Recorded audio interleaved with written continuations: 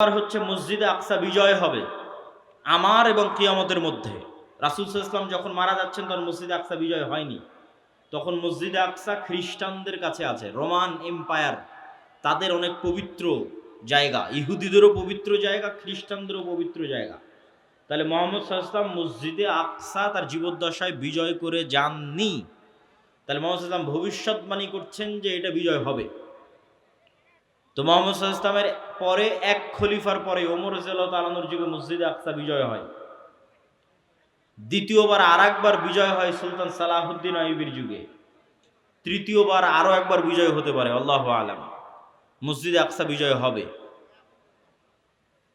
৩ number, এমন ভয়ঙ্কর মহামারী ছাগলে বা পশু প্রাণীতে যখন মড়ক লাগে, মুরগির খামারে যখন ভাইরাস ঢুকে মড়ক লাগে, তখন একটা মোরগও বাঁচে না।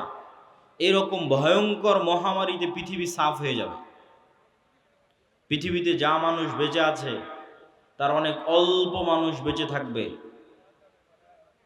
তো রাসূল সাল্লাল্লাহু আলাইহি ওয়াসাল্লামের মৃত্যুর পর থেকে নিয়ে আজ পর্যন্ত অসংখ্য মহামারী হয়েছে। তো যে কোনো মহামারী বড় আকার ধারণ করলেই সাহাবা ইকরাম বা আলেম ওলামা মনে করতেন এটি সেই মহামারী, কিন্তু ভয়ঙ্কর ভয়াবহ মহামারী হবে এটি ঠিক। তারপরে রাসূল সাল্লাল্লাহু আলাইহি ওয়াসাল্লাম বললেন, এমন এক ফিতনা দেখা দিবে যেই ফিতনা আরবের প্রত্যেক ঘরে প্রবেশ করবে। আরবের একটি ঘরও বাকি থাকবে না, খালি থাকবে না যেই ঘরে এই ফিতনা প্রবেশ করবে না। কিছু আলেম ওলামা ব্যাখ্যা করেছেন এই ফিতনা মোবাইলের ফিতনা, কেউ ব্যাখ্যা করেছেন এই ফিতনা যুদ্ধ বিগ্রহ মারামারি গন্ডগোল সেই ফিতনা, তথা এমন গৃহযুদ্ধ এবং এমন গন্ডগোল এমন মারামারি দেখা দিবে যেই মারামারি যেই যুদ্ধে আরবের প্রত্যেক ঘর যুক্ত হয়ে যাবে। আরবের একটি ঘরও মুক্ত থাকবে না, পৃথিবীর সব ঘর নয়, আরবের প্রত্যেক ঘর যুক্ত হয়ে যাবে। তারপর রাসূল সাল্লাল্লাহু আলাইহি ওয়াসাল্লাম বললেন, সুম্মা হুদনাতুন বাইনাকুম ওয়া বাইনার রোম, তারপর একটা চুক্তি হবে, ঐতিহাসিক চুক্তি তোমাদের মধ্যে আর রোমানদের মধ্যে। এই চুক্তির প্রেক্ষাপটে রোমান খ্রিস্টান এবং মুসলমানেরা এক তৃতীয় পক্ষের বিরুদ্ধে যুদ্ধ করবে। সেই তৃতীয় পক্ষের বিরুদ্ধে যুদ্ধে মুসলমান এবং খ্রিস্টানেরা বিজয়ী হবে। তারপরে কোনো একজন খ্রিস্টান ক্রুশ উঁচিয়ে ধরে বলবে এটার কারণে আমরা বিজয় হয়েছি। তখন এক মুসলমান ক্ষিপ্ত হয়ে গিয়ে ওই ক্রুশকে ভেঙে দিবে, কিছু বর্ণনায় আছে ওই ব্যক্তিকে হত্যা করবে। স্বেচ্ছাসেবক ভাইদের অনুরোধ করবো আপনারা পিছনে বসার ব্যবস্থা করেন। বসার ব্যবস্থা না থাকার কারণে মানুষ দাঁড়িয়ে আছে। তো ক্রুশ ভেঙে ফেলা অথবা ক্রুশ উত্তোলনকারী ব্যক্তিকে হত্যার মাধ্যমে রোমান খ্রিস্টান এবং মুসলমানেরা মুখোমুখি দাঁড়িয়ে যাবে। আর রোমান খ্রিস্টানদের সাথে মুসলমানদের এই যুদ্ধ হবে পৃথিবীর ইতিহাসের সবচেয়ে ভয়াবহ যুদ্ধ। মালহামা নামটি এখন অনেক পরিচিত, আর ইংরেজিতে আরমাগেডন নামটি অনেক পরিচিত। বাইবেলের প্রফেসি অনুযায়ী শেষ জামানায় এক ভয়ঙ্কর যুদ্ধ হবে, যেটিকে তারা বলে আরমাগেডন, ভয়ঙ্কর যুদ্ধ। ওইটারই ইসলামিক টার্মিনোলজি পরিভাষা অনেকেই মনে করে যে আল মালহামা বা আল মালহামা আল কুবরা, ভয়ঙ্কর যুদ্ধ। যেই যুদ্ধের মতো ভয়ঙ্কর যুদ্ধ অতীতে কোনোদিন হয়নি, পরে ভবিষ্যতে আর কোনোদিন হবে না। এই যুদ্ধটা কাদের কাদের মধ্যে সংঘটিত হবে? খ্রিস্টান রোমানদের মধ্যে এবং মুসলমানদের মধ্যে। রাসূলুল্লাহ সাল্লাল্লাহু আলাইহি ওয়াসাল্লামের ভাষা অনুযায়ী সেই দিন খ্রিস্টানেরা একত্রিত হবে তাহতা সামানিনা রায়া, ৮০টি পতাকার অধীনে।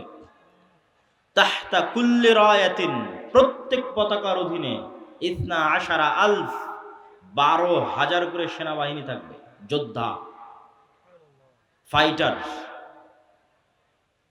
তো ৮০টি পতাকার অধীনে ১২,০০০ করে সেনাবাহিনী থাকলে ক্যালকুলেটরে চাপলে দেখবেন প্রায় ৯.৫ লক্ষ থেকে ১০ লক্ষ মানুষ নয়, শুধু যোদ্ধা। তথা 10 লক্ষ যোদ্ধা একত্রিত হবে মুসলমানদের বিরুদ্ধে যুদ্ধ করার জন্য। রাসূল সাল্লাল্লাহু আলাইহি ওয়াসাল্লাম এই যুদ্ধের জায়গার নামও বলে দিয়েছেন, বলেছেন লা তাকুমুস সাআ, ততদিন কিয়ামত হবে না যতদিন না হাত্তা তুকাতিলুনার রোম, যতদিন না তোমরা রোমানদের বিরুদ্ধে যুদ্ধ করেছো বিল আমাক আও বিদাবিক, আমাক এবং দাবেক নামক জায়গায় যতদিন না তোমরা রোমানদের বিরুদ্ধে যুদ্ধ না করেছো ততদিন কিয়ামত হবে না। তো এই আমাক এবং দাবেক নামক জায়গাটি বর্তমান সিরিয়া এবং তুরস্কের সীমান্তবর্তী অঞ্চল। সিরিয়ার সীমান্তবর্তী ইদলিব, আলেপ্পো, আরবিতে বলে হালব, ইংরেজিতে বলে আলেপ্পো। এই হালব বা আলেপ্পোর হচ্ছে তুরস্কের সাথে লাগানো একটি সিরিয়ার শহর। এই সীমান্তবর্তী অঞ্চলেই এই জায়গাগুলো আছে মর্মে যারা ইতিহাসবিদ, যারা মানচিত্র নিয়ে গবেষণা করেন তাদের দাবি।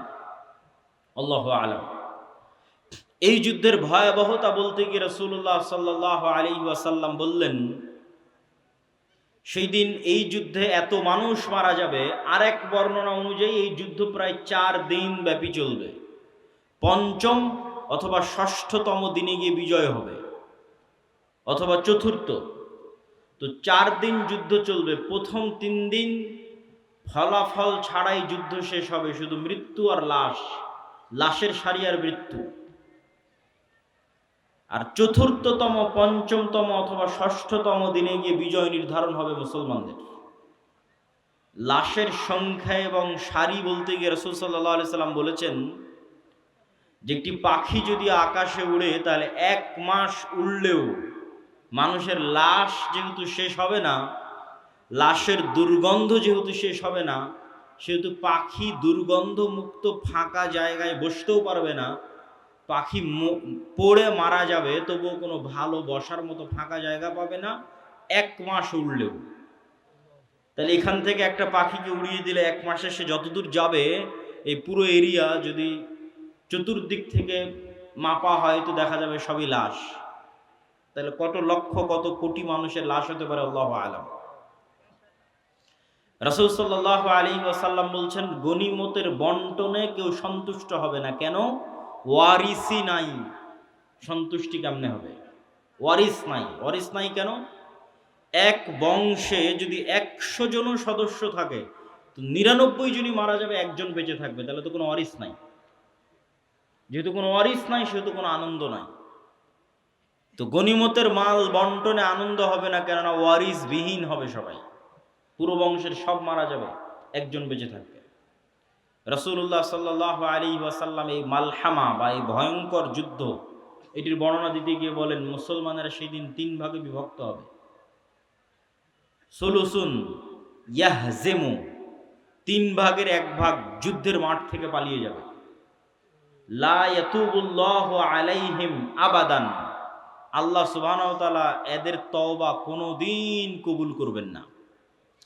ইসলামে কবিরা গুনাহের যে লিস্ট আছে, তালিকা আছে, এই কবিরা গুনাহের তালিকায় শিরক সবচেয়ে বড়। তারপরে বিভিন্ন হাদিসে আছে পিতামাতার অবাধ্যতা, বিভিন্ন হাদিসে আছে নিরপরাধ মানুষকে হত্যা, বিভিন্ন হাদিসে আছে প্রতিবেশীর স্ত্রীর সাথে জেনা। এই যে কবিরা গুনাহ, সবচেয়ে বড় কবিরা গুনাহের যে তালিকা, এই সবচেয়ে বড় কবিরা গুনাহের যদি সর্বোচ্চ 10টা তালিকা করা হয়, তার একটা জিহাদের মাঠ থেকে পলায়ন করা। কিন্তু কবিরা গুনাহ যত বড়ই হোক, তওবা আছে, শিরকেও তওবা আছে, যতক্ষণ শ্বাস আছে। সব অধিকাংশ সাহাবী তো মুশরিক থেকে ইসলাম গ্রহণ করেছে, শিরক করে তারপরে যে ইসলাম গ্রহণ করেছে। এখনো যারা ইসলাম গ্রহণ করেছে তারা শিরক থেকে ইসলাম গ্রহণ করেছে। তাহলে শিরকের তওবা নাই মানে মৃত্যুর পরে কিয়ামতের মাঠে আল্লাহ চাইলে স্বেচ্ছায় এমন অনেক গুনাহ বান্দার মাফ করে দিতে পারে যেটার তওবাই ও করেনি। বুঝাতে না পারলে এটা আমার ব্যর্থতা। এমন অনেক গুনাহ আমরা করেছি যেটার তওবা আমরা করিনি, ইস্তেগফার করিনি, ক্ষমা চাইনি, তাও আল্লাহ ওই গুনাহ তার দয়ায় মাফ করে দিতে পারেন কিয়ামতের মাঠে। কিন্তু ওই যে দয়ায় মাফ করে দিবেন কিয়ামতের মাঠে আল্লাহ, ওই লিস্টে শিরক থাকবে না। এটা হলো শিরকের গুনাহ আল্লাহ ক্ষমা করবেন না। যে বান্দা যদি লাউ আতাইতুম, তুমি যদি আসো বিকরাবিল আরদি খাতায়া, আসমান জমিন পূর্ণ গুনাহ নিয়ে, তাহলে আমি আল্লাহ আসমান জমিন পূর্ণ ক্ষমা নিয়ে উপস্থিত হব। তো এই যে আসমান জমিন কোনো গুনাহ, এর কোনো গুনাহ আপনি জানেন, কোনো গুনাহ ভুলে গেছেন, কোনোটা তওবা করেছেন, কোনোটা করেননি, তাও আল্লাহ দয়া করে মাফ করে দিবে, কিন্তু করবেন না কোনটা? শিরক। কিন্তু যতক্ষণ শ্বাস আছে ততক্ষণ সব গুনাহের ক্ষমা আছে, শিরকেরও ক্ষমা আছে। তো রাসূল সাল্লাল্লাহু আলাইহি ওয়াসাল্লাম বলছেন, যারা ওই যুদ্ধের মাঠ থেকে পলায়ন করবে এদের তওবা কবুল হবে না। 3 ভাগের 1 ভাগ, সুলুসুন, 3 ভাগের 1 ভাগ শহীদ হয়ে যাবে আল্লাহর রাস্তায়। রাসূল সাল্লাল্লাহু আলাইহি ওয়াসাল্লাম বলছেন তারা হচ্ছেন আফজালু শুহাদাইল আরজ, পৃথিবীর সর্বশ্রেষ্ঠ শহীদ। আল্লাহু আকবার। তারপরে বলছেন 3 ভাগের বাকি 1 ভাগ, 1 ভাগ তো পালিয়ে গেল, 1 ভাগ মরে শেষ, আর 1 ভাগ তারা বিজয়ী হবে। এরা বিজয়ী হওয়ার পর এই বিজয়ী দল ইয়াফতাতিহুনাল কুস্তুনতুনিয়া, কনস্টান্টিনোপল বিজয় করবে। এই কনস্টান্টিনোপল কুস্তুনতুনিয়া হচ্ছে আজকের তুরস্কের ইস্তাম্বুল, যেটা দীর্ঘদিন তুরস্কের রাজধানী ছিল। এখন রাজধানী আঙ্কারা, কিন্তু ইস্তাম্বুল সবচেয়ে ঐতিহাসিক শহর। সুলতান মুহাম্মদ আল ফাতেহ ইস্তাম্বুলকে বিজয় করেছিলেন। কিন্তু হাদিসের ভাষায় বোঝা যাচ্ছে কিয়ামতের পূর্ব মুহূর্তে, দাজ্জাল প্রকাশের পূর্ব মুহূর্তে পুনরায় মুসলমানেরা তুরস্ক বিজয় করবে, তথা মুসলমানদের বর্তমান যে তুরস্ক মুসলমানদের হাতে আছে, এটি মুসলমানদের হাতে নাও থাকতে পারে। না হলে কনটেক্সট মিলানো কঠিন যে কিয়ামতের পূর্ব মুহূর্তে মুসলমানেরা তুরস্ক কিভাবে বিজয় করবে। এই ঘটনারই ধারাবাহিকতায় আর এক হাদিসে, আমি কিন্তু এক হাদিস বলতেছি না, বিভিন্ন হাদিস থেকে যুক্ত করতেছি। আর এক হাদিসে রাসূলুল্লাহ সাল্লাল্লাহু আলাইহি ওয়াসাল্লাম বলেন, ততদিন পর্যন্ত কিয়ামত হবে না যতদিন না বানু ইসহাকের 70,000 মানুষ, ইসহাক আলাইহিস সালাতু ওয়াস সালামের বংশের, ইব্রাহিম আলাইহিস সালাতু ওয়াস সালামের বংশের 70,000 মানুষ যতদিন না এমন এক শহরে যুদ্ধ করছে, মাদিনাতুন, এমন এক শহরে যুদ্ধ করছে, জানিবুহাল বার ওয়া জানিবুহাল বাহর, যার এক পাশে সমুদ্র আর এক পাশে সমতল। কোন শহর? আলেম ওলামা মতভেদ করেছেন। কেউ বলেছেন এটি ইতালির রাজধানী রোম, কেউ বলেছেন এটি তুরস্কের ইস্তাম্বুল, কুস্তুনতুনিয়া, কনস্টান্টিনোপল। ইতালির রাজধানী রোম হওয়ার পক্ষে আর একটা জয়ীফ হাদিস আছে, যে রাসূল সাল্লাল্লাহু আলাইহি ওয়াসাল্লামকে জিজ্ঞেস করা হচ্ছে যে উম্মতে মুহাম্মাদি কোন শহর আগে বিজয় করবে কিয়ামতের পূর্ব মুহূর্তে, কুস্তুনতুনিয়া না রোমিয়া? কিন্তু হাদিসের সানাদ দুর্বল। তো এমন এক শহর, যেই শহরের, কিন্তু এখন যেটা অনুবাদ করতেছি এটা সহিহ বুখারী মুসলিমের হাদিসগুলো অনুবাদ করতেছি, যেগুলো আমি পূর্ণ অনুবাদ করতেছি, এগুলো তথা কিয়ামতের পূর্ব মুহূর্তে যা ঘটবে তার সবচেয়ে বিশুদ্ধ যেগুলো হাদিস। রাসূল সাল্লাল্লাহু আলাইহি ওয়াসাল্লাম বললেন এমন এক শহর বিজয় করবে বানু ইসহাকের, ইব্রাহিম আলাইহিস সালাতু ওয়াস সালাম, ইসহাক আলাইহিস সালাতু ওয়াস সালামের বংশের 70,000 মানুষ, যেই শহরের এক পাশে সমুদ্র আর এক পাশে সমতল, কিন্তু ওই যুদ্ধ হবে বিদুন সিলাহ, লা ইয়ারমুনা আইয়ু সাহমিন, না তারা কোনো তীর নিক্ষেপ করবে না তরবারি চালাবে, কোনো অস্ত্র ছাড়া বিজয় হবে। কিসের মাধ্যমে বিজয় হবে? তারা শুধু মুখে উচ্চারণ করবে লা ইলাহা ইল্লাল্লাহু আল্লাহু আকবার। এই এক তাকবীর ধ্বনিতে শহরের এক দেওয়াল পড়ে যাবে, দ্বিতীয় তাকবীর ধ্বনিতে শহরের দ্বিতীয় দেওয়াল পড়ে যাবে, তৃতীয় তাকবীর ধ্বনিতে শহরের তৃতীয় দেওয়াল পড়ে যাবে। মুসলমানেরা বিনা বাধায়, বিনা রক্তপাতে এবং বিনা অস্ত্র প্রয়োগে ওই শহরে প্রবেশ করবে।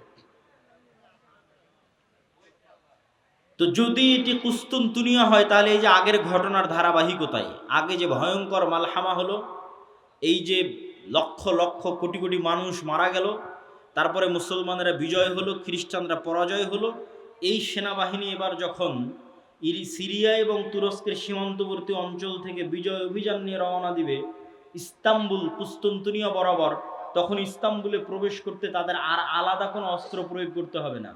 তাকবীর ধ্বনিতে ওই নগরীর দেওয়াল পড়ে যাবে এবং তারা বিনা অস্ত্র প্রয়োগে শহর বিজয় করবে। অথবা ওই আগের হাদিসে কুস্তুনতুনিয়া বিজয় হয়ে গেছে, কুস্তুনতুনিয়া বিজয়ের পর এই বিজয় কাফেলা চলতেই থাকবে। ম্যাপ চেক করলে বুঝবেন, চলতে চলতে চলতে পৌঁছে যাবে ইতালির রাজধানী রোমে। যখন ইতালির রাজধানী রোমে পৌঁছবে তখন আর এখানে কোনো অস্ত্র প্রয়োগ করতে হবে না, তাকবীর ধ্বনিতে শহর বিজয় হয়ে যাবে। দুটের যে কোনো একটা আল্লাহ সুবহানাহু ওয়া তাআলা ভালো জানেন। এই দুই বিজয়ের অথবা এক বিজয়ের, কুস্তুনতুনিয়া বিজয় অথবা কুস্তুনতুনিয়ার পরে রোম বিজয়, ইতালির রাজধানী রোম বিজয়, এই দুই বিজয়ের কোনো এক বিজয়ের পরে আড়াল থেকে, বেশিরভাগ হাদিসে আছে কুস্তুনতুনিয়া বিজয়ের পর শয়তান চিৎকার করে বলবে দাজ্জাল তোমাদের বাড়িতে প্রবেশ করে গেছে, কিন্তু এটা মিথ্যা সংবাদ হবে। কিন্তু তখন তৎকালীন এই মুজাহিদ বাহিনী যারা যুদ্ধ করতেছে তাদের যিনি নেতা থাকবেন তিনি 10 জন অশ্বারোহীকে রওনা করিয়ে দিবেন দাজ্জাল সত্যি সত্যি বের হয়েছে কিনা এটা অনুসন্ধান করার জন্য। তো রাসূলুল্লাহ সাল্লাল্লাহু আলাইহি ওয়াসাল্লাম বলছেন এই যে 10 জন বের হবে, আসমাহুম ওয়া আসমা আবাইহিম, এদের নাম, এদের বাপ দাদার নাম, এদের গায়ের রং, এদের ঘোড়ার গায়ের রং সব আমি এখন বলে দিতে পারবো, এখন যেন আমি দেখতে পাচ্ছি। কিন্তু তিনি বলেননি, কিন্তু তিনি জানতেন যে কোন 10 জন, তাদের নামও তিনি জানেন, তাদের বংশও তিনি জানেন, তাদেরকে রওনা করিয়ে দেওয়া হবে। এই ঘটনার সাথে আরেকটা ঘটনা যুক্ত আছে যেটা না বললেই নয়। যেই দিন এই মালহামা হবে, এটা ছুটে গেছে বলতে, সেই দিন ওই হাদিসে রাসূল সাল্লাল্লাহু আলাইহি ওয়াসাল্লাম বলছেন ইয়াখরুজু মিনাল মাদিনা খিয়ারু আহলিল আরদ, মদিনা থেকে যুদ্ধ করার জন্য সিরিয়াতে এসে রোমানদের বিরুদ্ধে যুদ্ধ করবে, এই জন্য মদিনা থেকে তৎকালীন বিশ্বের খিয়ারু আহলিল আরদ, সবচেয়ে আল্লাহওয়ালা তাকওয়াবান পরহেজগার একদল মানুষ বের হবে। আল্লাহু আকবার। তৎকালীন বিশ্বের সবচেয়ে তাকওয়াবান আল্লাহওয়ালা পরহেজগার মানুষেরা তখন মদিনায় থাকবে, তাদের একটা জামাত এই যুদ্ধে অংশগ্রহণ করার জন্য মদিনা থেকে রওনা দেবে। তখন এই রোমান খ্রিস্টান এম্পায়ারের সেনাবাহিনীরা বলবে মদিনার মানুষ তোমাদের এখানে কাজ কি? খাল্লু বাইনানা ওয়া বাইনাল্লাযিনা সাবাউ মিন্না, আমাদের যুদ্ধ এই সিরিয়ার মানুষদের সাথে, তোমরা আমাদের রাস্তা ক্লিয়ার করে দাও, তোমাদের এই যুদ্ধে বাধা দেওয়ার কি দরকার? অথবা আমাদের মধ্যে থেকে আগের যুদ্ধের ধারাবাহিকতায়, মানে এর আগেও আরো অনেক যুদ্ধ হয়ে থাকতে পারে, ধারাবাহিকতায় আমাদের মধ্যে যারা তোমাদের কাছে বন্দী হয়ে আছে, তারা তোমাদের দিন গ্রহণ করে নিয়েছে, ওদের সাথে আমাদের যুদ্ধ, তোমরা কেন ওদেরকে বাঁচাতে আসতেছো? এরকম একটা কনটেক্সট হাদিসের মধ্যে আছে। তখন মদিনার মানুষেরা উত্তরে বলবে আমরা আমাদের ভাইদেরকে একাই ছেড়ে দিতে পারি না, অতএব এই যুদ্ধে আমরা অংশগ্রহণ করবই করব। এখানে ভাইদেরকে বলতে দুটোই উদ্দেশ্য হতে পারে, সিরিয়ার মুসলমানদেরকে অথবা রোমানদের মধ্যে যারা বন্দী হয়েছিল খ্রিস্টান, পরে মুসলমান হয়ে গেছে, ওদেরকে এরা চাচ্ছে নিয়ে নিতে, যে আমরা তো আমাদের লোকজনকেই চাচ্ছি, তোমাদের কি সমস্যা? ওদেরকে বাঁচাতে এরা বলবে না, আমাদের মুসলিম ভাইদেরকে আমরা একাই ছেড়ে দিতে পারি না, তখনই যুদ্ধ হবে। তো এবার এই যে 10 জন অশ্বারোহী রওনা দিল দাজ্জালের অনুসন্ধানে, দাজ্জালকে খুঁজতে, তখনও দাজ্জাল বের হয়নি। তো কিন্তু মুজাহিদ বাহিনী হতবিহব্বল, তটস্থ, হতভম্ব হয়ে যাবে, কেননা দাজ্জালের ফিতনা পৃথিবীর সবচেয়ে বড় ফিতনা। আদম আলাইহিস সালাতু ওয়াস সালাম যেই ফিতনায় পা দিয়ে জান্নাত থেকে বের হয়ে গেছেন, ওটাও ফিতনা। আল্লাহ বললেন এই গাছের নিকটে আসিও না, এই গাছের ফল খেও না, খেয়ে নিলেন। তো ফল খেতে নিষেধ করাটা ফিতনা, খেয়ে নিলেন, ফিতনায় পড়ে গেলেন, ফিতনা থেকে বাঁচতে পারলেন না। কাবিল হাবিলকে হত্যা করলো, এটাও ফিতনা। নূহ আলাইহিস সালাতু ওয়াস সালামের কওম আগের যুগের সৎ কর্মশীল পরহেজগার বান্দাদের মূর্তি বানিয়ে পূজা করতে লাগলো, ওটাও ফিতনা। লূত আলাইহিস সালাতু ওয়াস সালামের কওম জিনায় লিপ্ত হয়ে গেল, এটাও ফিতনা। কিন্তু এগুলো একটাও ফিতনা দাজ্জালের ফিতনার মতো বড় নয়, এটা বুঝতে হবে। দাজ্জালের ফিতনা আকবারু ফিতান আলা ওয়াজহিল আরজ, আদম আলাইহিস সালাম যেই ফিতনায় পা দিয়েছেন ওইটার চাইতে, কাবিল যে ফিতনায় পা দিয়েছিল ওইটার চাইতে, নূহ আলাইহিস সালামের কওম যে ফিতনায় পা দিয়েছিল ওইটার চাইতে, আদ সামুদ কওমে লূত তারা যেই ফিতনায় পা দিয়েছিল ওইটার চাইতে সবচেয়ে বড় ফিতনা দাজ্জালের ফিতনা। আর এই ফিতনা মোকাবেলা করবে উম্মতে মুহাম্মদ, সর্বশ্রেষ্ঠ উম্মত মোকাবেলা করবে পৃথিবীর সবচেয়ে বড় ফিতনার। কেন দাজ্জালের ফিতনা সবচেয়ে ভয়ঙ্কর, এটাও বুঝতে হবে আপনাকে। আমি স্বেচ্ছাসেবক ভাইদের আবারও দৃষ্টি আকর্ষণ করছি যে আমাদের ডানে লোকজনের সংখ্যা বেশি হয়ে যাচ্ছে, পিছনে একটু বসার ব্যবস্থা এবং বামে এখনো ফাঁকা আছে, বামে একটু বসার ব্যবস্থা এবং মানুষজনকে এইদিকেও একটু বসার জন্য উদ্বুদ্ধ করা। প্রিয় উপস্থিতি, কেন দাজ্জালের ফিতনা সবচেয়ে ভয়াবহ? দেখেন, কওমের নূহ আলাইহিস সালামের কওম যখন বড় বড় আল্লাহওয়ালা পীর বুজুর্গ দিনদার মানুষের মূর্তি বানালো, তখন তারাও জানতো যে মূর্তির কোনো ক্ষমতা নাই। ইয়া আবাতি লিমা তা'বুদু মা লা তাসমাউ, ইব্রাহিম আলাইহিস সালাম বাপকে বলছে, হে আমার বাপ, এমন মূর্তির কেমনে ইবাদত করো যে শুনতেও পায় না, দেখতেও পায় না। তাহলে আগের যুগের মানুষ যে মূর্তির ইবাদত করতো অথবা এখনো করে, তাদের সাথে কোরআনের যে তর্ক বিতর্ক, ওই তর্ক বিতর্কের মানদণ্ড হচ্ছে তোমরা যেই সমস্ত বাতিল ইলাহের পূজা করো এদের রব হওয়ার ক্ষমতা নাই। রব হওয়ার ক্ষমতা নাই মানে কথা বলার ক্ষমতা নাই, শোনার ক্ষমতা নাই, দেখার ক্ষমতা নাই, সৃষ্টির ক্ষমতা নাই। এরা একটা মাছি বানাতে পারবে না, মশা বানাতে পারবে না, এরা একটা খেজুরের বিচির দানার উপরের যে পাতলা আবরণ থাকে ওটার পর্যন্ত এরা মালিক নয়। তাহলে যে রব নয় ও ইবাদতের যোগ্য কেমনে হয়? রব তো আমি, আসমান জমিন আমি বানিয়েছি, সূর্য চন্দ্র আমি বানিয়েছি, ইবাদত আমার করো, এই দিয়ে কোরআন পরিপূর্ণ। এটা মানুষের বুঝতে সহজ যে এর ক্ষমতা নাই, কেন এর ইবাদত করব। কিন্তু এই কনটেক্সট অচল হয়ে যাবে যখন দাজ্জাল আসবে। কেন দাজ্জাল রব যা যা করতে পারে তার প্রায় সব কিছুই করে দেখাবে। এই জন্য দাজ্জালের ফিতনা সবচেয়ে ভয়াবহ, ভয়ঙ্কর ফিতনা। মা কালী, মা দুর্গা আর শাহজালাল আর শাহপরাণ, যাদেরই মানুষ আল্লাহ বাদ দিয়ে ইবাদত করছে, আর ঈসা আলাইহিস সালাতু ওয়াস সালাম আর মারিয়াম আলাইহিস সালাতু ওয়াস সালাম আর যাদেরই ইবাদত করছে, তারা কেউ এখন আপনাকে দেখাতে পারবে না যে আমি আকাশকে আদেশ দিলাম আকাশ বৃষ্টি বর্ষণ করবে, আমি জমিনকে আদেশ দিলাম জমিন ফসল উৎপাদন করবে, জান্নাত দেখালাম জান্নাতে ঢুকে যাও, জাহান্নাম দেখালাম জাহান্নামে ঢুকে যাও, মৃতকে জীবিত করে দিলাম। এইরকম একচ্ছত্র কন্ট্রোল যা একমাত্র রবের থাকে তার কারণ নাই, ফলত ওদেরকে বাতিল ইলাহ প্রমাণ করা সহজ। কিন্তু যখন একজন সত্যি সত্যি এগুলো আপনাকে করে দেখাবে, তখন আপনি ঈমান ধরে রাখতে পারবেন না। অনেকগুলো কারণ।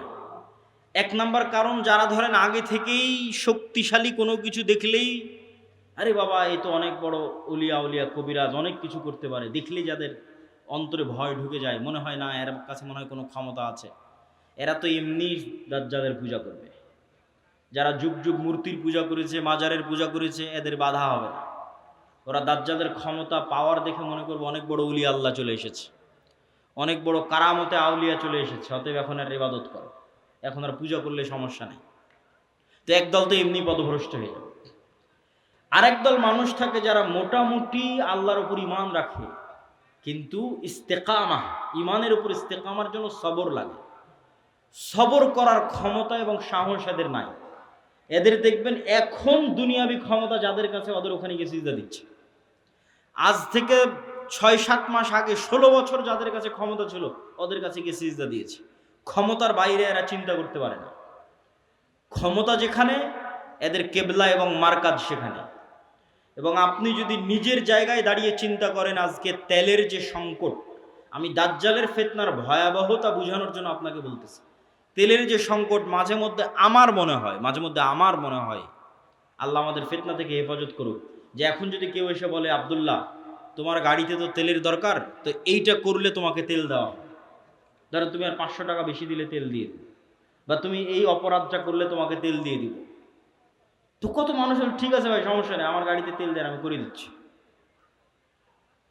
যেমন কোনো একটা দেশকে যদি বলা হয় যে সব তেলের কন্ট্রোল আমার হাতে, এটা করো তেল পাবা, নাহলে কিন্তু আবাদও বন্ধ হয়ে যাবে। আমরা মনে করি তেল মানে দিয়ে শুধু গাড়ি চলে। পেট্রোকেমিক্যাল থেকে সকল সার উৎপাদন হয়, সব কোনো সারই আর তৈরি হবে না। সার না হলে আপনি চাষ করবেন কি দিয়ে? স্যালো মেশিন স্টার্ট না দিলে পানি তুলবেন কোথায় থেকে? তো তেল মানে শুধু গাড়ি নয়, সবই এখনকার আধুনিক সভ্যতার সবই তেল। তা আমি তেল দিব না আপনাকে, তা আপনিও বুঝতে পারছেন যে আপনি সবই করে ফেলবেন তেল নেওয়ার জন্য। তো কোরআন এবং হাদিসে তো এর চেয়ে বড়টা বলা আছে, তেলের কথা বলা নেই। সরাসরি আকাশের বৃষ্টির কথা বলা আছে, জমিনের ফসলের কথা বলা আছে ডাইরেক্ট, যে দাজ্জাল ইরাক এবং শাম এই দুই দেশের মধ্যে সীমানা দিয়ে যেতে থাকবে। কোনো এক নগরীর মানুষের কাছে এসে বলবে, এই তোমরা আমার উপর ঈমান আনছো? তারা বলবে জি জাহাপনা, জি প্রভু আপনার উপর ঈমান আনলাম। ওদের জন্য দাজ্জাল টাকা পয়সা, ধন দৌলত, রুজি রুটির এত বড় ব্যবস্থা উন্মোচন করে দিবে যে মৌমাছির ঝাঁক যেভাবে মধুর পিছনে ছুটে, ধন সম্পদ টাকা পয়সা ওই শহরের মানুষের পিছনে ওইভাবে ছুটবে। এবার অতিক্রম হতে হতে আর এক শহরে আসবে, সেই শহরের মানুষকে বলবে আমার উপর ঈমান আনয়ন করছো? তারা বলবে না, আমরা রব্বুল আলামিনের উপর ঈমান রাখি। দাজ্জাল বলবে আকাশ এখানে বৃষ্টি বর্ষণ বন্ধ করে দাও, জমির এখানে ফসল উৎপাদন বন্ধ করে দাও, খাবার দাবার বন্ধ, টাকা পয়সা বন্ধ, সকল কিছু বন্ধ, মোবাইল বন্ধ, ইন্টারনেট বন্ধ। আজকের যুগে যদি কল্পনা করেন, এখনই আপনি ঈমান ধরে রাখতে পারবেন না, যখন ঘটবে তখনকার কথা তো বহু পরে। তো শাম অঞ্চলের মানুষেরা না খেতে পেয়ে ধনুক চাবিয়ে খাবে, তীর চাবিয়ে খাবে। তীর তো খাওয়ার জিনিস না, ধনুক তো খাওয়ার জিনিস না, কিন্তু গাছের পাতাও যেহেতু উৎপন্ন হবে না তো কি খাবে? গাছের পাতাও তো উৎপন্ন হবে না।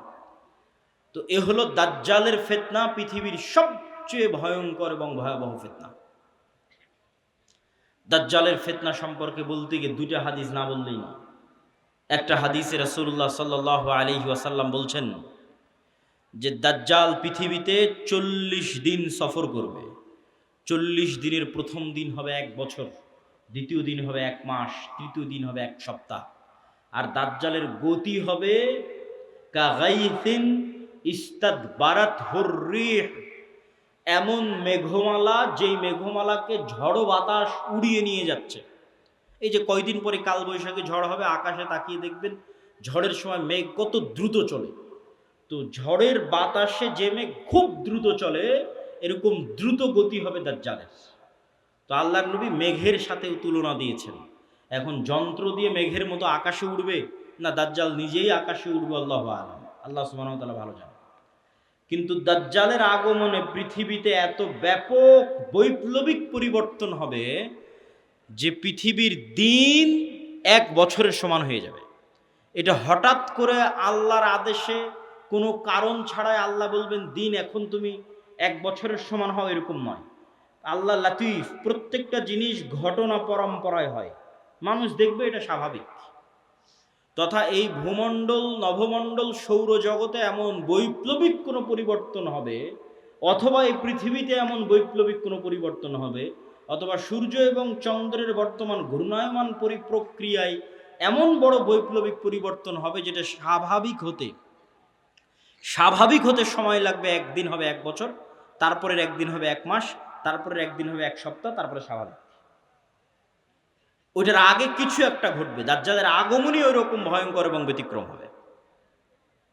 আল্লাহু আলাম সেটা কি হবে। দাজ্জালের বিষয়ে আরেকটি হাদিসে রাসূলুল্লাহ সাল্লাল্লাহু আলাইহি ওয়াসাল্লাম, যেটা তামিম আদ-দারির হাদিস,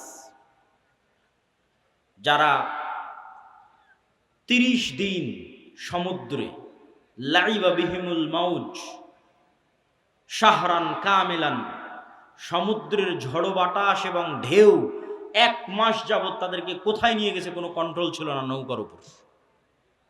এক দ্বীপে গিয়ে যখন নৌকা ঠেকলো, তখন দেখছে একটা প্রাণী, জীব জন্তু জানোয়ার, গরু ছাগল মহিষ যেমন জীবজন্তু জানোয়ার, এরকম জীবজন্তু জানোয়ার যার মুখ এবং পা সব এত বিশাল লোমে ঢাকা যে কোনটা মুখ আর কোনটা পিছন এটা বোঝা যাচ্ছে না, এই জানোয়ার কথা বলতেছে। তো মানুষ তো কোনোদিন দেখেনি, মানুষ ছাড়া আর পৃথিবীর কোনো জীবজন্তু জানোয়ারকে কথা বলতে। তো আরবের ওই মানুষেরা এই জানোয়ারকে কথা বলতে দেখে মনে করেছে এটা জিন, শয়তান, কিন্তু জীবজন্তু জানোয়ার। ও বলছে আনাল জাসাস, আমি গোয়েন্দা, একটা মানুষ তোমাদের সাথে সাক্ষাতের অপেক্ষা করছে, এদিকে যাও। তো তামিম আদ-দারি বলছে আমরা যখন ওই মানুষের কাছে গেলাম, বিশাল দেহের মানুষ, এত বিশাল দেহের মানুষ আগে কোনোদিন কখনো দেখিনি। তো দাজ্জালের বিশাল দেহের হওয়াটা কি ব্যতিক্রম কিছু? ব্যতিক্রম কিছু না। আমরা এখন 5 ফিট 5 ইঞ্চি 6 ফুট হয়ে গেছি, কিন্তু আদি পিতা আদম আলাইহিস সালাম তো আর 5 ফিট ছিলেন না। আদম আলাইহিস সালাম ছিলেন 60 দেরা, 60 হাত, 60 গজ, 40 মিটার, প্রায় 10 তলা 15 তলার সমান উঁচু। তাহলে এখন যদি আদম আলাইহিস সালাম আমার সামনে উপস্থিত হয়, তাহলে আমি তো আশ্চর্য হয়ে যাবো, কারণ এই বিশাল দেহের মানুষ তো আমি কোনোদিন দেখিনি। তাহলে দাজ্জাল বিশাল দেহের হবে, এটা ব্যতিক্রম নয়, কেননা দাজ্জাল তো আদমেরই সন্তান, মিন উলদে আদম, আদমের সন্তান। তো তার হাত, তার হাঁটু এবং তার কাঁধ এমন শক্ত করে বাঁধা আছে। আমরা তাকে জিজ্ঞেস করলাম তুমি কে? সে বলে আমার পরিচয় তোমরা জানবেই, তোমরা বলো তোমরা কারা। তা আমরা আমাদের পুরো ঘটনা বললাম। এবার দাজ্জাল 4টা প্রশ্ন করেছে। নাখাল বাইসান, আইনে জোগার, বহাইরা তাবারিয়া, নাবিয়ুল উম্মিয়িন। বহাইরা তাবারিয়া, sea of Galilee, lake of Tiberia. নাখলে বাইসান, বাইত শিয়ান। আর আইনে জোগার, স্প্রিং অফ জোয়ার। আর নাবিয়ুল উম্মিয়িন, পড়ালেখা জানে না, লিখতে জানে না, পড়তে জানে না এমন নবী। আমাদের নবী মুহাম্মদ সাল্লাল্লাহু আলাইহি ওয়াসাল্লাম লিখতেও জানতেন না, পড়তেও জানতেন না। উনি দেখে যে পড়বেন এটা জানতেন না, কোরআন মুখস্থ করেছিলেন। প্রিয় উপস্থিতি, তো দাজ্জাল তাদেরকে এই যে চারটে জিজ্ঞেস করলো, চারটে জিজ্ঞাসার প্রথম তিনটে জিজ্ঞাসার সাথে পানি কানেক্টেড আছে, পানি এবং চাষ কানেক্টেড আছে। সি অফ গ্যালিলি, পানির উৎস, বহাইরা তাবারিয়া, ইসরায়েলের সীমানার মধ্যে। এখন এটা ইসরায়েলের সীমানার মধ্যে। বাইবেলের প্রফেসি অনুযায়ী তথা বাইবেলের বর্ণনা অনুযায়ী ঈসা আলাইহিস সালাতু ওয়াস সালাম যত মুজিজা দেখাতেন সব এই সাগরে, এই সাগরের আশেপাশে, এই লেক, এই হ্রদ, এই খালের আশেপাশে। তো দাজ্জাল বলছে একদিন এখানে পানি থাকবে না। এখন পানি দাজ্জাল আসার আগেই শেষ হবে, সেটা ঠিক না, আসলে না, দাজ্জাল আসার শেষ হবে না। কেন আর এক হাদিসে বলতেছে ইয়াজুজ মাজুজ যখন বের হবে তখন ওরা বহাইরা তাবারিয়ার পানি খেয়ে শেষ করে দিবে, খেয়ে শেষ করে দিয়ে অন্যদিকে আগাবে পানি শেষ করার জন্য। তাহলে পানি যদি দাজ্জাল আসার আগেই শেষ হয় তাহলে ইয়াজুজ মাজুজ আবার কোথায় পানি পাবে? এটাও তো একটা প্রশ্ন। কিন্তু দাজ্জাল বলছে এখানে একদিন পানি থাকবে না। তার মানে কি ইয়াজুজ মাজুজ এসে শেষ করবে ওটার ভবিষ্যৎবাণী, না দাজ্জাল আসার আগেই শেষ হবে? মানে অনেকেই দেখি এখন খুঁজে যে বহাইরা তাবারিয়াতে পানি শেষ হচ্ছে কিনা, সেটার জন্য বলতেছে যে পানি যে দাজ্জাল আসার আগেই শেষ হবে এটা মনে করাটা একদম 100% ঠিক এটা বলা যাবে না। কেন আর এক হাদিসে কি বলা হচ্ছে? ইয়াজুজ মাজুজ এসে বহাইরা তাবারিয়ার পানি খেয়ে নিবে। তো বলে এখানে একদিন পানি থাকবে না। 2 নম্বর কি? নাখাল বাইসান, বাইসানের খেজুর বাগান, এটাও ইসরায়েলের একটা বড় শহর, বাইত শিয়ান। বলে এখানে কি মানুষ খেজুর চাষ করে? তো বলে করে। তো বলে এখানে একদিন পানিও থাকবে না, খেজুর চাষের ব্যবস্থাও থাকবে না। তার বলে আইনে জোগার, স্প্রিং অফ জোয়ার, এটার বর্ণনাও বাইবেলে আছে। আগের যেমন বহাইরা তাবারিয়ার বর্ণনা বাইবেলে আছে, এই আইনে জোগার, স্প্রিং অফ জোয়ার, এটার বর্ণনাও বাইবেলে আছে। কি হিসেবে আছে? লূত আলাইহিস সালাতু ওয়াস সালাম যেখানে ছিলেন ওই শহরটা যখন আল্লাহ ধ্বংস করে দিলেন, যে লূত আলাইহিস সালাতু ওয়াস সালামকে যেখানে তিনি আশ্রয় দিলেন সেখানে তার জন্য পানির ব্যবস্থা, অথবা যে জায়গায় তিনি আশ্রয় নিয়েছিলেন সেই জায়গা হচ্ছে স্প্রিং অফ জোয়ার। এই জন্য ওই বহাইরা তাবারিয়ার স্প্রিং অফ জোয়ার, আইনে জোগার, এই দুটেই খ্রিস্টানরা ব্যাপক হারে দেখতে যায়, ভিজিট করতে যায়। তো এখান থেকে আমাদের জানার বিষয় কি? এই হাদিস থেকে জানার বিষয় হচ্ছে দাজ্জাল প্রশ্ন করেছে একটা নির্দিষ্ট জায়গায়, যার প্রত্যেকটা এরিয়া 30-40 কিলোমিটারের মধ্যে। এই বহাইরা তাবারিয়া বলেন, আইনে জোগার বলেন, নাখাল বাইসান বলেন, এই বগুড়া জেলার মধ্যে, মানে একটা সেম এরিয়ার মধ্যেই। তথা কিয়ামতের পূর্ব মুহূর্তের ফিতনার বর্ণনাগুলো নিশ্চিতভাবে কিয়ামতের পূর্ব মুহূর্তে যা যা হবে এগুলো মক্কা মদিনার বাইরে, মক্কা মদিনায় হবে না। মক্কা মদিনা ফিতনা মুক্ত থাকবে। কোথায় হবে তাহলে? সিরিয়াতে, শাম। শাম মানে আগে ফিলিস্তিনি বোঝানো হতো, শাম মানে আগে মসজিদে আকসাই বোঝানো হতো। শাম মানে আজকের শাম নয়, তথা মসজিদে আকসা এবং এর আশেপাশের অঞ্চল যেগুলোতে এখন ইসরায়েল, ফিলিস্তিন, জর্ডান, এই যে অঞ্চলগুলো এবং এখনকার যে সিরিয়া, সব কিছুই অঞ্চলে হবে। দাজ্জালের এই সংক্ষিপ্ত বর্ণনা এবং দাজ্জালের ফিতনার এই সংক্ষিপ্ত বর্ণনার পরে কি হবে? ওই যে মুজাহিদ বাহিনী যারা দাজ্জালের মিথ্যে সংবাদ শুনে এবার দেমাশকে ফিরে আসবে, যুদ্ধ বিজয় অভিযান বাদ, কেন এটা ভয়ঙ্কর ফিতনা। এই ভয়ে দাজ্জাল আসলে বের হয়েছে কিনা, যুদ্ধ বাদ দিয়ে সবাই ফিরে আসবে তাদের যেটা সেন্টার, তাদের সেন্টার দামেস্ক। যুদ্ধ যদি রোম পর্যন্ত গিয়ে থাকে, ইতালির রাজধানী, ওখান থেকেও ফিরে দামেস্কে আসবে। যদি তুরস্কের রাজধানী ইস্তাম্বুল পর্যন্ত গিয়ে থাকে, ওখান থেকে ফিরে দামেস্কে আসবে। এবার দামেস্কে আসতে আসতে সত্যিই দাজ্জাল বের হয়ে যাবে। এবার রিয়ালি প্রকৃত অর্থে দাজ্জাল বের হয়ে গেছে। এবং দাজ্জাল বের হওয়া মাত্রই সকল ক্ষমতা দাজ্জালের কাছে চলে যাবে। এটার বিবরণ আরেকটু পরে দিব, এখানে এটা শেষ করে নিই।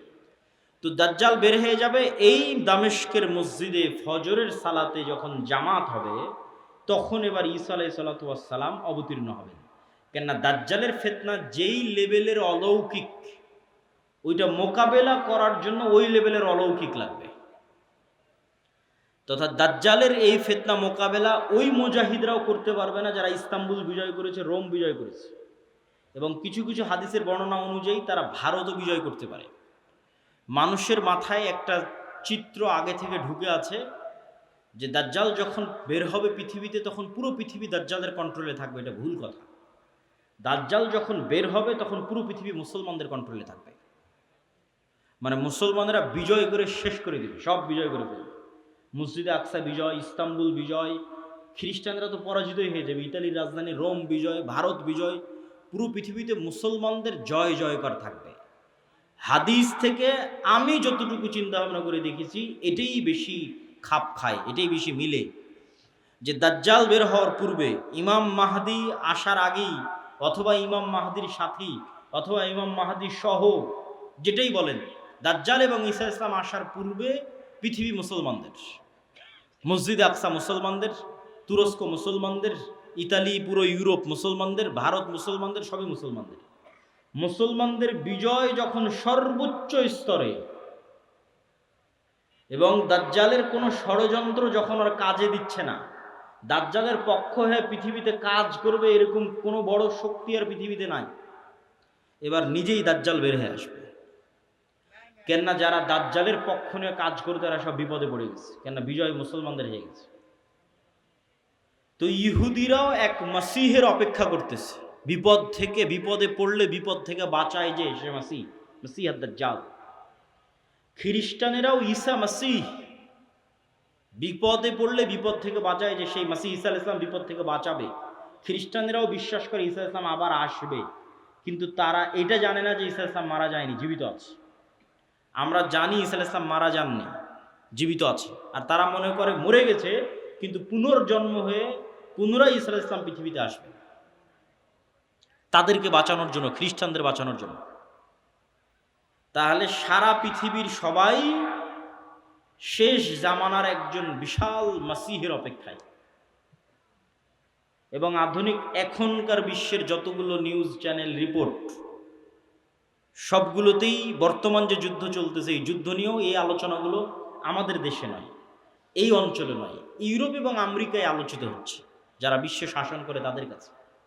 তাদের ভাষায় দাজ্জাল হচ্ছে অ্যান্টি ক্রাইস্ট ইংরেজিতে, আর মালহামা হচ্ছে আর্মাগেড্ডন, আর জেসাস ঈসা আলাইহিস সালাম উনি আসবেন।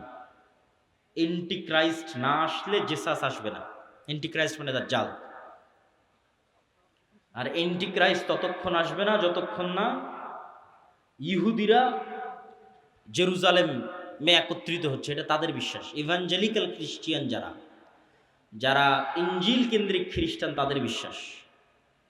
তো ফলত তাদেরও ঈসা আলাইহিস সালামকে নিয়ে আসতে হবে, ইহুদিদেরও একজন মাসিহ লাগবে।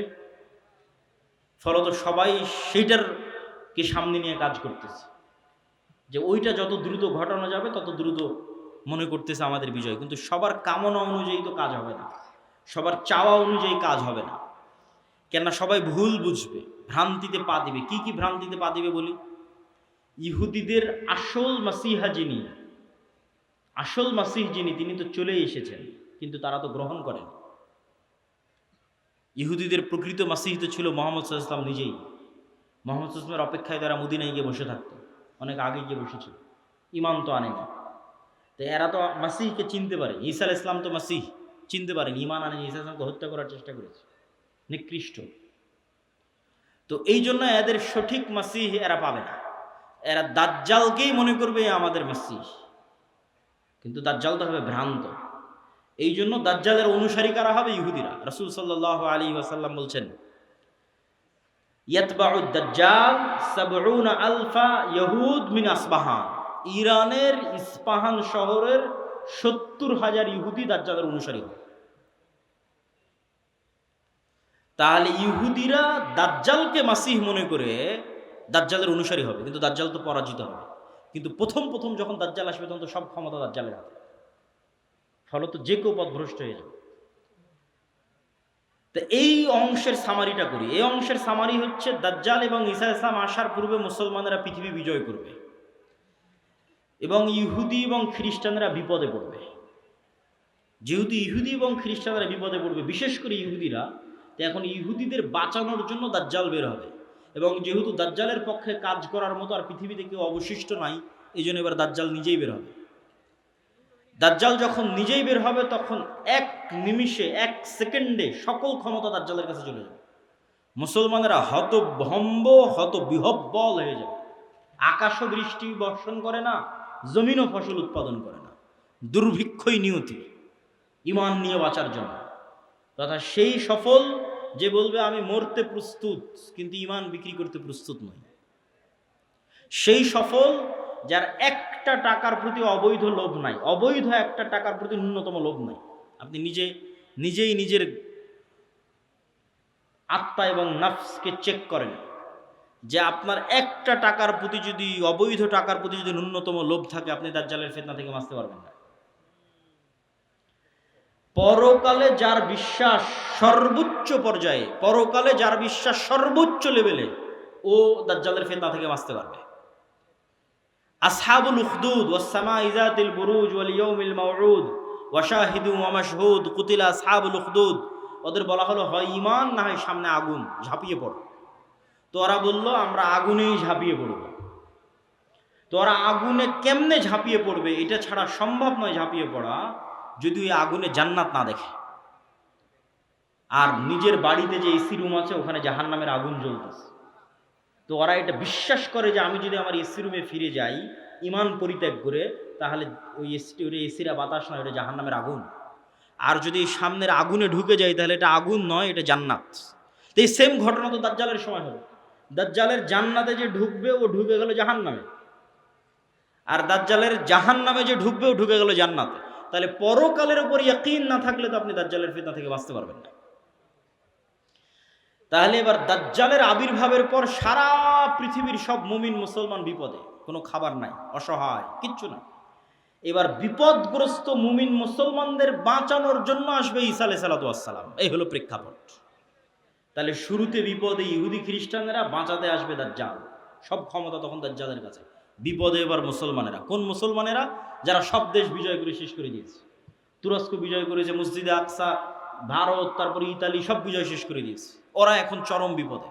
এবার ওদেরকে বাঁচানোর জন্য আসবে ঈসা আলাইহিস সালাতু ওয়াস সালাম।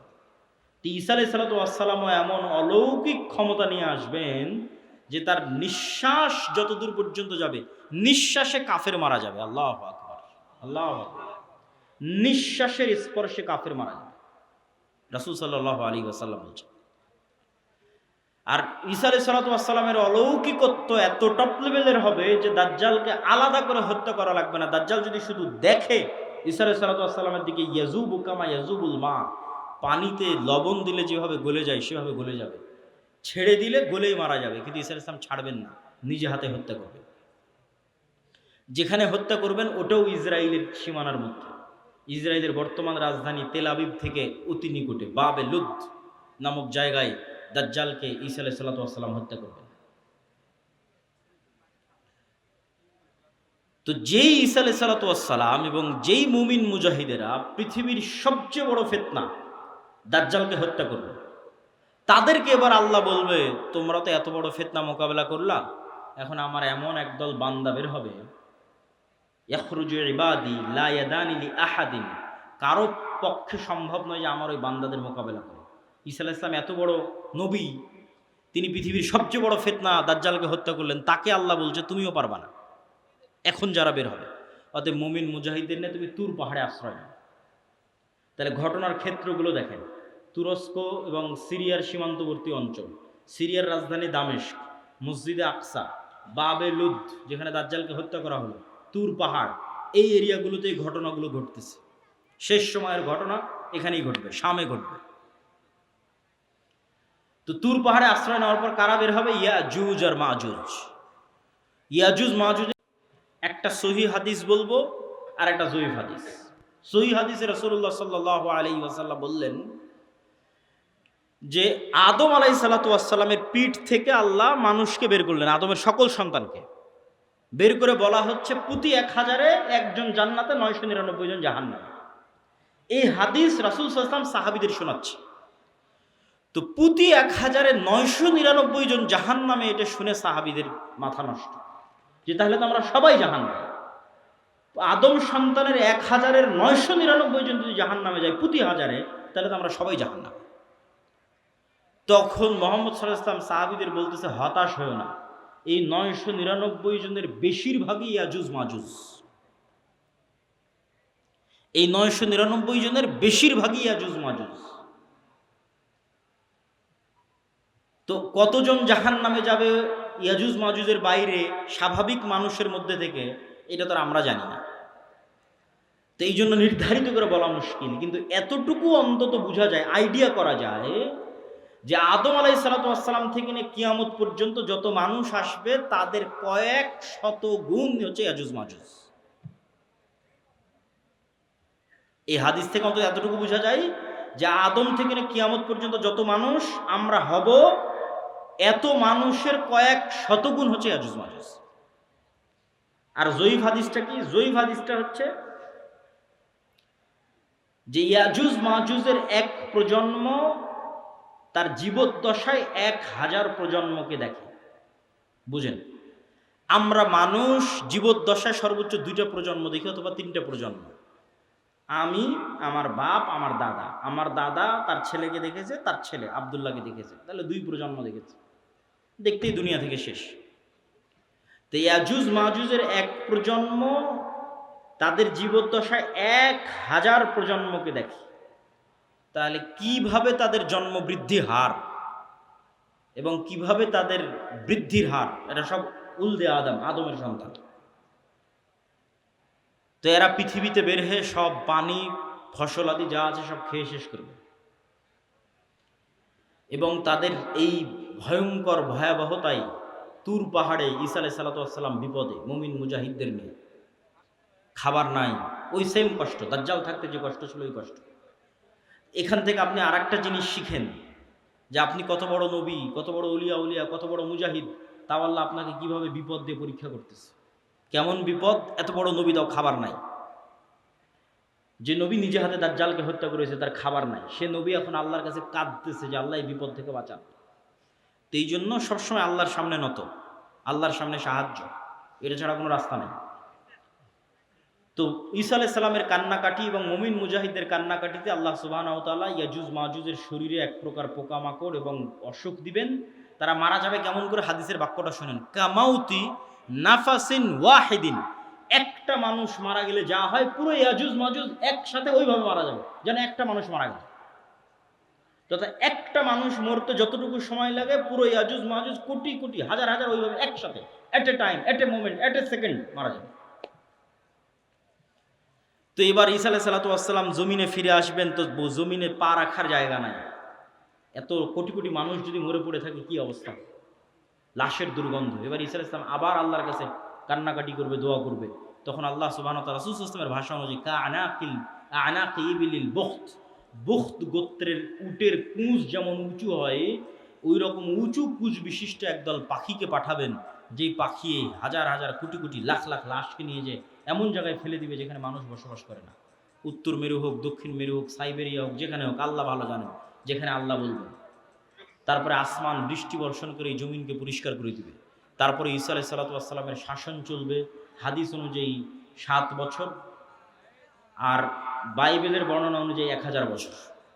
তো 7 বছর ঈসা আলাইহিস সালাতু ওয়াস সালামের এই শাসনে এতটা নিরাপত্তা এবং শান্তি বিরাজ করবে যে এতদিন যত যুদ্ধ বিগ্রহের সামগ্রী ছিল এগুলো কাজে লাগবে না, ওগুলো জ্বালিয়ে পুড়িয়ে দেওয়া ছাড়া কোনো কাজ নাই।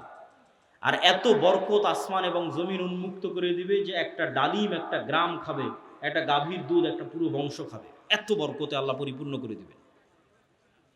তারপরে এক শীতল বাতাসে মুমিন মুসলিম এবং ঈসা আলাইহিস সালাম সবাই মারা যাবে, শুধু ফাসিক এবং ফাজেরেরা পৃথিবীতে থাকবে। এবার যত হাদিস শুনেছেন এই ধরনের, যে পৃথিবীতে এমন একদিন আসবে যে কোরআন পড়ার কেউ থাকবে না, এখন সেগুলো আল্লাহ নাম নেওয়ার কেউ থাকবে না, এগুলো ঈসা আলাইহিস সালামের মরার পর। মানুষ জেনায় লিপ্ত হবে খোলা মাঠে কুকুর শ্রীগালের মতো, লজ্জা বুঝবে না। এগুলো ঈসা আলাইহিস সালামের আগে নয়, ঈসা আলাইহিস সালামের আগে কোরআন থাকবে, দিন থাকবে, এটা তো পূর্ণতায় পৌঁছে যাবে। এখন পতন দেখতে পাচ্ছেন, কিন্তু আল্লাহ মুতিম্মু নূরিহি আগেই বলে নিয়েছে আয়াতগুলো, এই দিন তো সারা পৃথিবী বিজয় করবে, আর এই বিজয় ধারা তো ঈসা আলাইহিস সালামের আসার আগেই শুরু হয়ে যাবে। তাহলে কিভাবে কোরআন হাদিস শেষ হবে? শেষ হবে না, এগুলো আরো বাড়বে। কিন্তু এটা শেষ যে হবে সেটা কখন? ঈসা আলাইহিস সালামের মরার পর। তখন আর নাই, তখন কোরআন নাই, হাদিস নাই, আল্লাহর নাম নাই, মানুষের লজ্জা উঠে যাবে। এই ফাসেক ফাজরের উপর আল্লাহ সুবহানাহু ওয়া তাআলা কিয়ামত কায়েম করবেন। প্রিয় উপস্থিতি, আমি আমার বক্তব্য দীর্ঘায়িত করতে চাই না। এই পুরো ঘটনা থেকে যা বর্ণনা করলাম, ধারাবাহিকতা, এই ধারাবাহিকতা থেকে আমার এবং আপনার শিক্ষা কি? তার আগে একটা প্রশ্নের উত্তর দিয়ে নিই। দাজ্জাল কোথায়? ইয়াজুজ মাজুজ কোথায়? একদল নাস্তিক, আবার একদল মুনকিরে হাদিস দৌড়ায়, দুইটাই। মুনকিরে হাদিসেরাও ভিডিওর পর ভিডিও দেয়, বলে যেটা কোরআনে না এটা বিশ্বাস করবো না। কোরআনে কিন্তু ইয়াজুজ মাজুজের কথা আছে, দাজ্জালের কথা নাই। বলে যেটা কোরআনে না এটা বিশ্বাস করবো না। আবার একদল নাস্তিক বলে যে এই পৃথিবীর স্যাটেলাইট ক্যামেরা সব আছে, কই তোমার দাজ্জাল, কই তোমার ইয়াজুজ মাজুজ। একটা ছোট্ট তথ্য দিয়ে রাখি, মানুষ মহাকাশ সম্পর্কে যা জানে, এই মাটির নিচ সম্পর্কে তাও জানে না। এটা আমি কয়েকদিন আগে পড়াশোনা করতে গিয়ে দেখলাম যে মানুষ সারাদিন মহাকাশ নিয়ে গবেষণা করছে, চাঁদে যাবে, মঙ্গলে যাবে, কিন্তু মাটির নিচে মাত্র 12 কিলোমিটার পর্যন্ত মানুষ জানে, তারপরে আর জানে না। তাহলে এই পুরো পৃথিবী কত বড়? আপনি এখান থেকে 12 কিলোমিটার মাপেন, কত দূর হয় গাবতলী বাজার থেকে, তো মাটির নিচে মাত্র 12 কিলোমিটার পর্যন্ত আপনি জানেন, তার নিচে আর কেউ জানে না। পৃথিবীর বর্তমান কোনো বিজ্ঞানী নয়, কোনো বিজ্ঞান নয়, কেন ওই 12 কিলোমিটার পরে গবেষণা করার সক্ষমতাই নাই, কোনো যন্ত্র মেশিন পাঠানোর সক্ষমতাই নাই। তাহলে মাটির নিচের মাত্র 12 কিলোমিটার পর্যন্ত আপনি জ্ঞান রাখেন। আকাশে চন্দ্রে চলে গেছেন, গ্রহ মঙ্গল গ্রহে চলে গেছেন, সেটা ভিন্ন বিষয়, কিন্তু নিজের পায়ের নিচে এটাই জানেন না। এই যে বিশ্বের এই উন্নত বিজ্ঞানের সর্বোচ্চ শিখরে পৌঁছে মানুষ জানে না যে এই মাটির নিচে কি আছে। তাহলে কেমনে মানুষ দাবি করবে দাজ্জাল কোথায়, ইয়াজুজ মাজুজ কোথায়? এ দাবি করাই তো ভুয়া, পাগলামি। আরেকটা জিনিস দেখলাম, মহাসাগর সম্পর্কে মানুষ অজ্ঞ। মহাকাশ সম্পর্কে ঠিক আছে অনেক জানতেছে, মহাসাগরে এমন অনেক জায়গা আছে যে জায়গাগুলোতে মানুষ পৌঁছতেই পারে না, যে জায়গাগুলোর উপর দিয়ে বিমানও উড়ে যেতে পারে না, যে জায়গাগুলোতে কোনো জাহাজও অতিক্রম করে না, এরকম অসংখ্য জায়গা আছে। তো সাগর এবং সাগরের নিচে কি আছে, মাটি এবং মাটির নিচে কি আছে, এটা সম্পর্কে আজকের বিশ্ব সবচেয়ে অজ্ঞ, অন্তত মহাকাশের তুলনায়। তো ইন্নাল্লাহা আলা কুল্লি শাইইন কাদির, আল্লাহ সকল কিছুর উপর ক্ষমতাবান। আর কোনোটাই যদি না হয় তো অন্তত একটা উত্তর তো দেওয়াই যায়, যেটা আল্লাহ সুবহানাহু ওয়া তাআলা কোরআন মাজিদে বলছেন যে আল্লাহ 7 আসমান এবং 7 জমিন সৃষ্টি করেছেন, আর 7 জমিনে আল্লাহর আদেশ অবতীর্ণ হয়, কোরআনের আয়াত। 7 জমিনে আল্লাহর, আর সবচেয়ে আরো একটা ভয়ঙ্কর বিষয় যে আল্লাহর আসমান বানাতে যত সময় লেগেছে জমিন বানাতেও তত সময় লেগেছে। 7 আসমান বানাতে যা টাইম, 7 জমিন বানাতেও তাই টাইম। তাহলে 7 আসমান কত বড়, 7 জমিন তাহলে কত বড় হতে পারে? এখন ইয়াজুজ মাজুজ আর দাজ্জাল যদি অন্য জমিন থেকে বের হয়ে আসে, এই জমিনে কিছু করার নেই, এটাকে অস্বীকার করতে পারবে না যে না, নিশ্চিত নাই। তো অতএব আল্লাহ সুবহানাহু তাআলা সকল কিছুর উপর ক্ষমতাবান। এই জমিনেও থাকতে পারে, এই জমিনের সাগরেও থাকতে পারে, এই জমিনের নিচেও থাকতে পারে। মানুষের জ্ঞান পরিপূর্ণ নয়, অন্য জমিনেও থাকতে পারে, সেখান থেকেও আসতে পারে। এই জন্য সূরা কাহাফ, দাজ্জালের ফিতনা থেকে বাঁচতে সূরা কাহাফ পড়তে বলা হয়েছে। সূরা কাহাফের সব ব্যতিক্রম ঘটনাগুলো দাজ্জালের আসার সাথে মিলবে, দাজ্জালের যুগের যে ফিতনা ওগুলোর সাথে মিলবে। সূরা কাহাফের 4টা ব্যতিক্রম ঘটনা আছে, তার মধ্যে একটা ব্যতিক্রম ঘটনা খিজির আলাইহিস সালামের। কই থেকে আসলো খিজির আলাইহিস সালাম, কোথায় ছিল? বলে মাছ যেখানে জীবিত হয়ে যাবে সেখানে খিজির আছে। তুমি মাছ ভেজে নিয়ে রওনা দাও, যেখানে মাছ জীবিত হয়ে যাবে ওখানে খিজির আছে। তো খিজির আলাইহিস সালাম জিজ্ঞেস করতেছে যে সালাম কিভাবে? মুসা আলাইহিস সালাম সালাম দিচ্ছে, সালাম জান্নাতের সালাম দুনিয়াতে কিভাবে? তো খিজির আলাইহিস সালাম যদি অন্য পৃথিবী থেকে এসে থাকে নিশ্চিত করে, অথবা এই পৃথিবীতেও থাকতে পারে, তো খিজির আলাইহিস সালামকে যদি আল্লাহ সুবহানাহু ওয়া তাআলা আড়ালে রাখতে পারে, দাজ্জাল এবং ইয়াজুজ মাজুজকেও আল্লাহ সুবহানাহু ওয়া তাআলা আড়ালে রাখার সক্ষমতা আছে। তো ওই দাজ্জালের সময়ের ফিতনার সাথে এই সূরা কাহাফের ঘটনাগুলো মিলবে। আসহাবে কাহাফ, আসহাবে কাহাফের কথা বলতে গিয়ে আল্লাহ বলছেন ওয়াহুম আইকাজ, তাদেরকে আমি ঘুমিয়ে রেখেছি, কিন্তু মানুষ দেখলে মনে করবে ওরা জেগে আছে। আপনি দেখলে মনে করবেন এই মানুষটা জেগে আছে, কিন্তু ওরা নিজেরাও বুঝতে পারছে ওরা ঘুমিয়ে আছে। আল্লাহও বলছেন ঘুমিয়ে আছে। এইভাবেই 309 বছর পার হয়ে গেছে। ওরা ঘুম থেকে উঠে মনে করছে যে কই, আমরা তো অল্প কিছুক্ষণ মনে হয় শুয়েছিলাম, ঘুমিয়েছিলাম, কিন্তু 300 বছর পার হয়ে গেছে। তো সময়ের যে আপেক্ষিকতা, এটার কন্ট্রোল আল্লাহর হাতে। এই আপেক্ষিকতার প্রভাবিত মানুষ দেখবে যে একদিন হয়ে যাবে 1 বছরের সময়।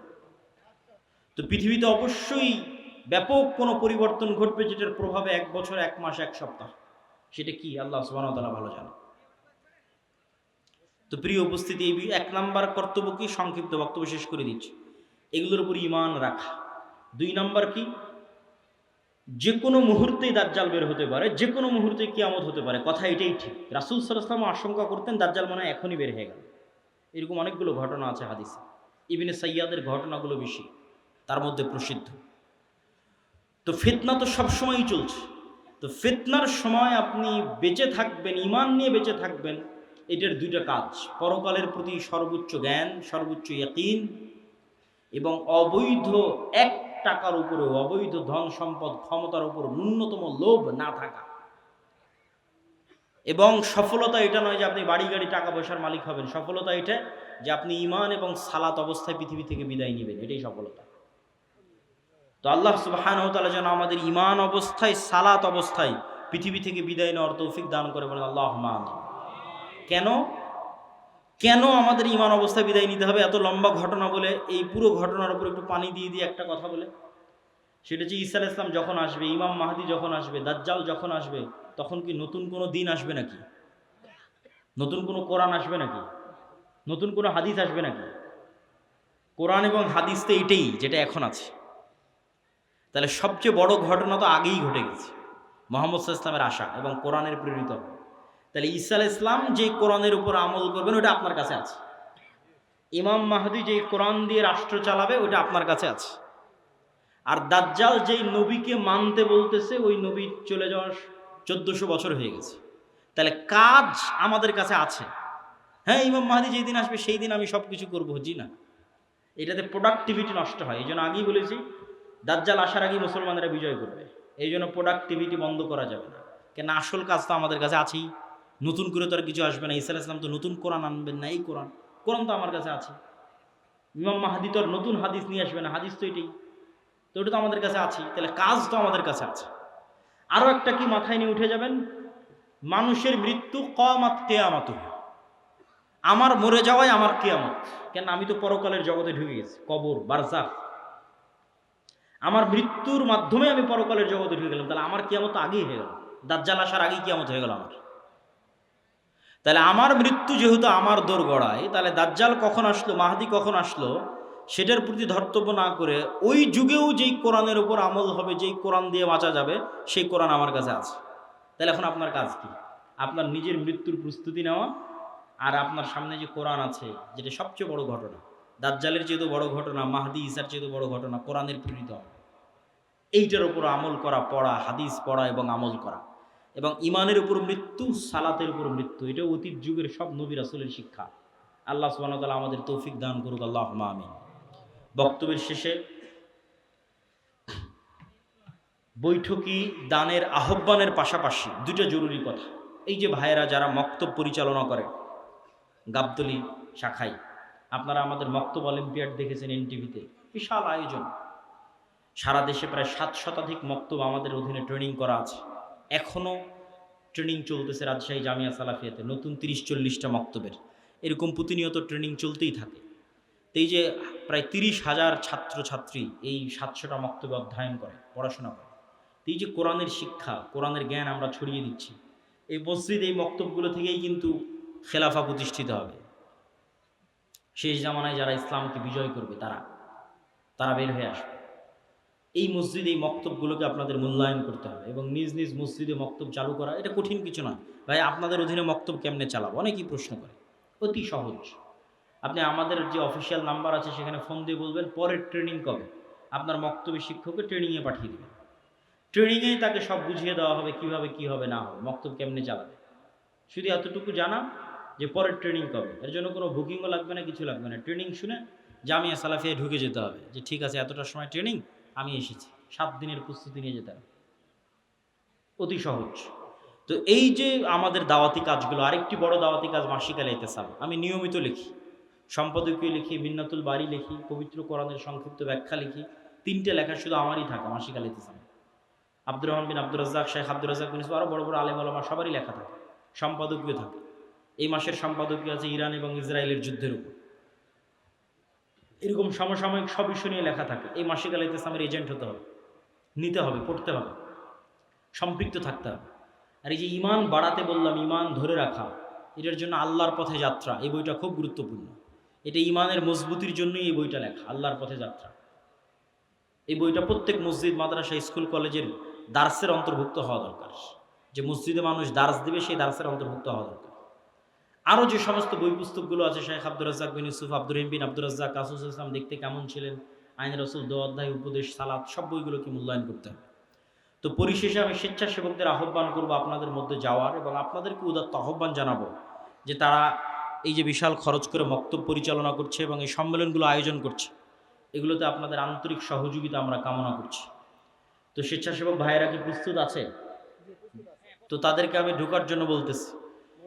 জি, এবং এর মধ্যে বক্তব্য চলতে থাকবে। আপনারা ব্যাপক হারে এবং বেশিভাবে এই দানে অংশগ্রহণ করার, আমি কিন্তু দেখতে পাচ্ছি না স্বেচ্ছাসেবকরা যে ঢুকতেছে, এটা কিন্তু বোঝা যায় না।